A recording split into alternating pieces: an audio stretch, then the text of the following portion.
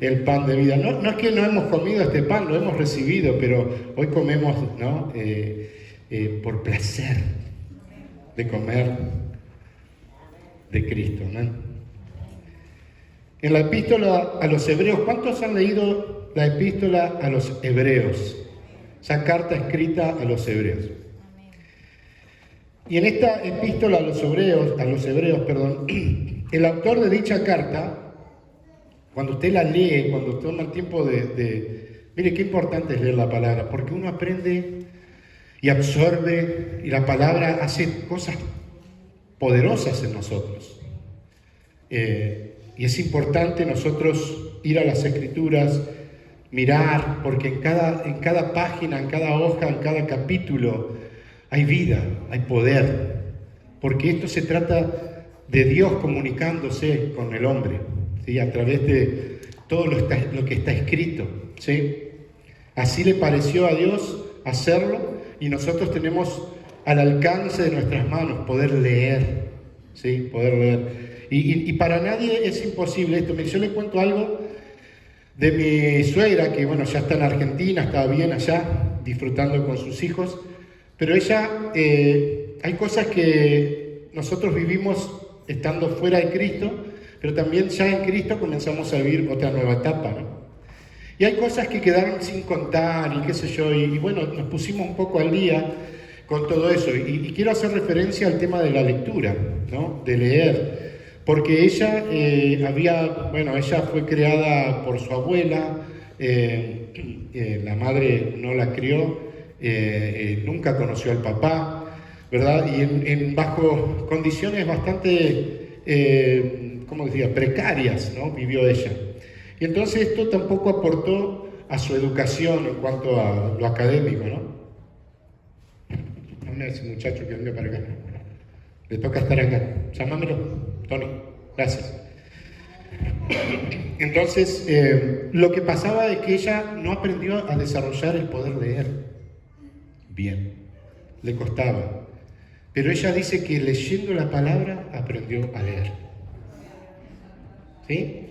Entonces, usted necesita crear ese hábito de lectura. Yo sé que a muchos, no, a mí no me gusta leer. Bueno, no te gusta leer, no te vas a informar nunca de lo que Dios tiene para decirte. Escúchenme acá, prestenme atención acá, no se distraigan. Estamos compartiendo algo que es puntual para nuestras vidas. Es puntual para nuestro espíritu. Nosotros necesitamos leer la palabra de Dios, porque cuando la lees, comenzás a descubrir las grandezas de Dios. Amén. Y comenzás a entender. Si vos no entendés lo que la palabra te está diciendo, entonces viene cualquiera y te vende un buzón, por así decirlo. ¿Por qué? Porque no conoces lo que la palabra dice.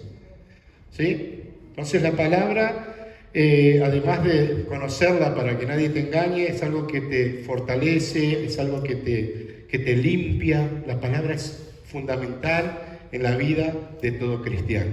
Amén. Entonces les animo a leer. Entonces, leyendo por esta epístola, vemos que el autor, porque nadie conoce con exactitud quién es el autor de esta carta a los hebreos. Dicen, muchos la atribuían a Pablo, pero otros la atribuían a otras personas, y en definitiva no quedó en claro quién es realmente el escritor de esta carta. Por eso decimos el autor o el escritor de la carta a los hebreos, ¿no? Y él lo que busca en esta carta es alentar a los cristianos, mayormente judíos que se habían convertido al cristianismo, de no apostatar de su fe en Cristo, ¿no? Apostatar significa ir en contra de su fe o abandonar públicamente su creencia, ¿sí? Algo que vemos en la actualidad. El motivo era que algunos judíos, querían abandonar su fe porque esperaban el pronto retorno de Cristo. ¿Cuántos esperan el retorno de Cristo? Y parecía hacerse muy larga la espera ante las grandes persecuciones que tenían.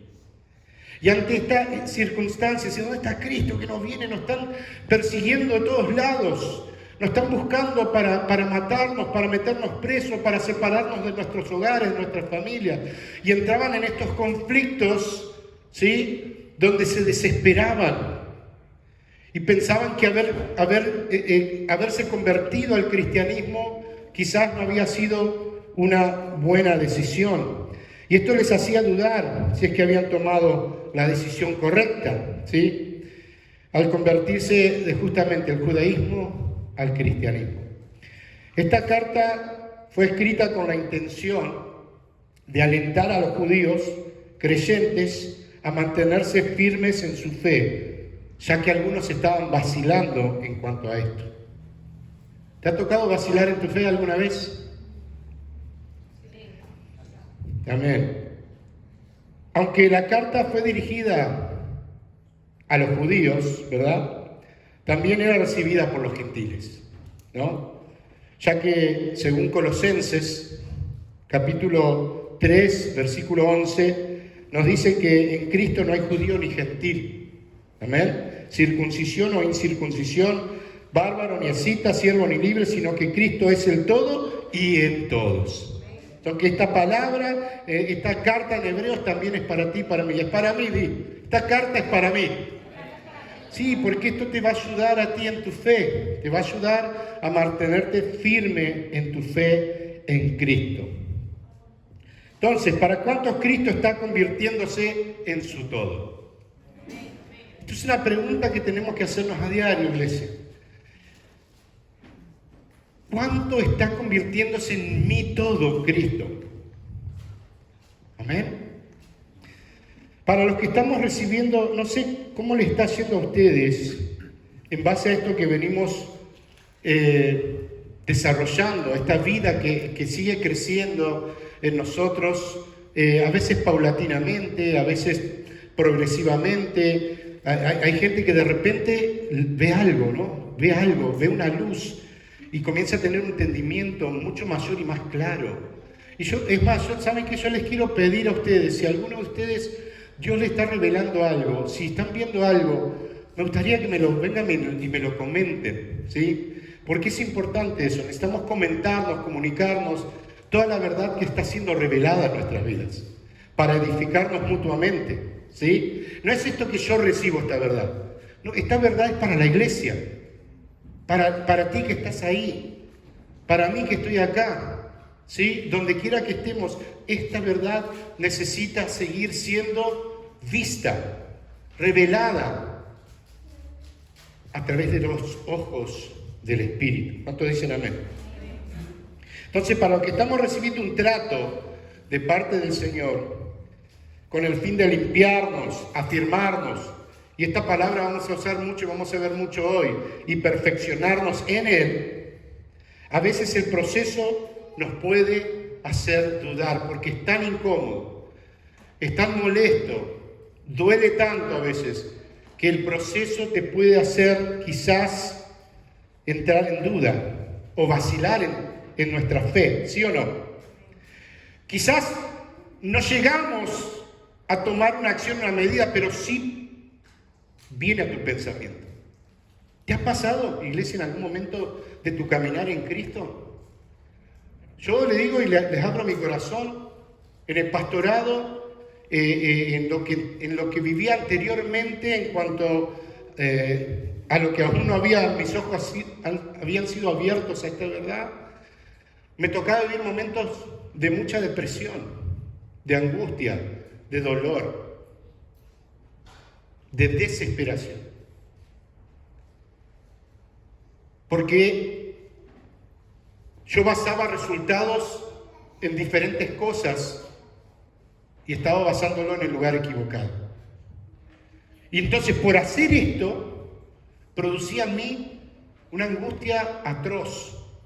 Y muchas veces estuve yo en mis pensamientos decir, ¿será que Dios me llamó para hacer esto? ¿Será que esta es la voluntad de Dios? Y eso es lo que el enemigo comienza a hacer con uno. Y quiere convencerte de que lo que estás haciendo quizás no es lo correcto. Y esto es lo que pasaba con los judíos cristianos que se habían convertido al cristianismo. Y el escritor les anima a que ellos permanezcan firmes en su fe, que sigan siendo perfeccionados en Cristo. Porque miren, las tribulaciones, las aflicciones, dijo Jesús, siempre van a tener aflicciones. Él lo afirmó, recuerden, Él lo afirmó en el mundo. Es imposible que viviendo en un mundo atestado de pecado, de maldad y de todo lo malo, no pueda llegar una aflicción a tu vida por el pecado que habita en este mundo y en nosotros. Ya sea por una cuestión de salud, de economía, familiar o lo que se quiera llamar. Siempre va a venir alguna aflicción, ¿sí? Pero Jesús también dijo, confíen en mí porque yo he vencido al mundo. Amén. Escuchen, ¿se acuerdan cuando Jesús dijo eso? Es interesante cuando ustedes prestan atención, porque es como que Cristo conjugaba mal los verbos, pareciera, ¿no? Porque en todo caso, Él estaba con los discípulos y no tendría que haber dicho, confíen en mí porque yo voy a vencer al mundo. ¿Sí o no? Pero Él no había ido a la cruz todavía. Él no había resucitado. Sin embargo, Él dijo, confíen en mí, yo he vencido, porque esto estuvo establecido desde tiempos eternos, iglesia. Desde antes de la fundación del mundo. Pasa en el cronos del hombre todo, en el tiempo que vivimos. En los años establecidos por Dios, en el tiempo que durará el tiempo. Pero todo esto ya estuvo en la eternidad gestado. Ya sucedió en la eternidad de Dios. ¡Qué loco! ¿Sí? ¿Se han puesto a pensar? ¿Se dieron cuenta alguna vez de eso? Entonces Jesús decía, hablaba, y vos decís, no, está mal lo que está diciendo acá, está mal traducido. No, así es. Yo he vencido, todavía no había ido a la cruz. No había resucitado entre los muertos, pero Él afirmaba lo que Él era desde tiempos eternos, antes que sucediera. Entonces en este Cristo es en el cual nosotros podemos confiar, porque Él ya lo venció todo, porque en Él está todo. Él vino para que en Él tengamos vida y vida en abundancia. ¿Cuántos tienen esa vida abundante? Gloria a Dios, la tenemos, está en nosotros, iglesia. Entonces, seguimos. Entonces decía que para los que estamos en Cristo, tenemos esos procesos que vienen a nuestras vidas, pero vienen con un motivo. No vienen de balde, vienen con un motivo, ¿sí? Y son con ese fin de limpiarnos, de afirmarnos y perfeccionarnos en Él. Y aunque a veces la duda viene a tu pensamiento, hoy el Señor te dice, no vaciles en tu fe. Hoy el Señor te dice, afírmate, porque yo te quiero perfeccionar en mi Hijo. Yo quiero que tú seas perfeccionado en el Cristo que todos conocemos y amamos. Ahora, en estos procesos es el Espíritu quien nos sostiene. ¿Cuántos estamos de acuerdo? Es el Espíritu quien te sostiene, ¿sí? Y también es el Espíritu que revela aquello en lo que Él quiere perfeccionarnos. Necesita ser perfeccionado. Tú y yo. Dale un codazo al que está ahí al lado y dice, no te duermas, porque el Señor te está hablando. Abre tus oídos, abre tus ojos y escucha, porque Dios te está hablando. Iglesia, no puede ser que tengamos 40 minutos de sermón y no puedan aguantar 40 minutos para escuchar palabra de vida. Lo digo abiertamente, porque si venimos acá, que sea realmente con una intención de que Cristo haga algo en tu vida, de que tu vida sea transformada, que cambie la situación de tu vida entera, ¿sí? Cristo tiene que realmente aparecer en tu vida para transformarlo todo. Si esto no está sucediendo, hay algo mal, muy mal, que necesita ser cambiado pronto. Amén. Se los tengo que decir, porque hay de mí si no se los digo, iglesia. Cristo viene pronto, ¿no? Cristo viene pronto y tenemos que estar ahí siendo perfeccionados. No podemos estar estancados en la nada. En Cristo no estamos en la nada, en Cristo estamos en Cristo y en Él lo tenemos todo. Amén, en Él somos más que vencedores, dice la palabra. Entonces, estos procesos es el Espíritu quien nos sostiene, pero también revela aquello en lo cual Él quiere perfeccionarte. Amén. Y es así donde ocurre el conflicto interno, este famoso conflicto interno de ambas naturalezas que conviven dentro de nosotros. Conviven ahí. No se mezclan, pero están ahí. ¿Queda claro eso? No se mezclan, pero están ahí. Conviven dentro tuyo. Gloria a Dios porque hay eso. Porque antes había una sola naturaleza que te gobernaba, pecaminosa y perdida. Por ahí está el Espíritu, amén, que te lleva y te conduce a toda justicia y a toda verdad.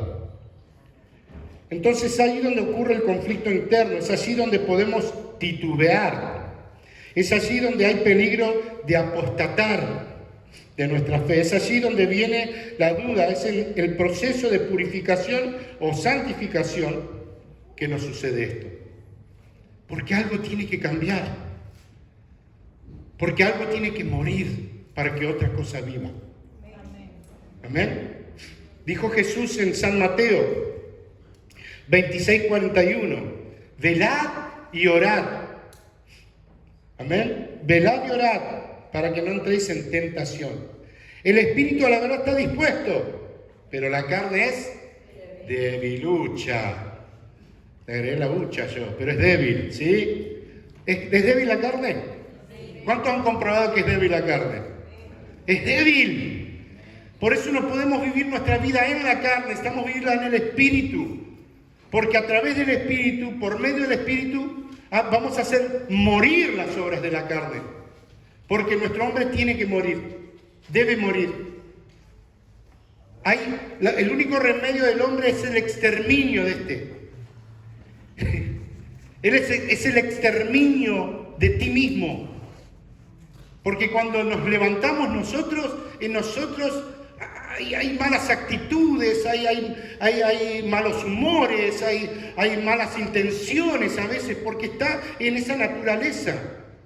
Entonces, por el Espíritu tenemos que hacer morir esa naturaleza en nosotros. Amén, iglesia.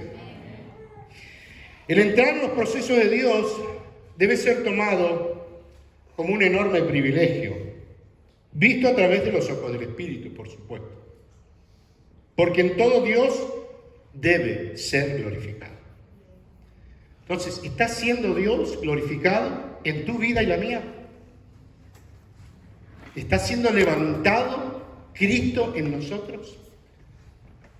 ¿Se está viendo cada vez esa imagen de ese Dios todopoderoso? Gloria a Dios. El proceso no es para que tomemos una actitud de conmiseración. No es para eso. El proceso viene con un propósito y viene con un fin. Amén. Viene para que entiendas que Él se quiere, otra vez esta palabra, perfeccionar en tu debilidad.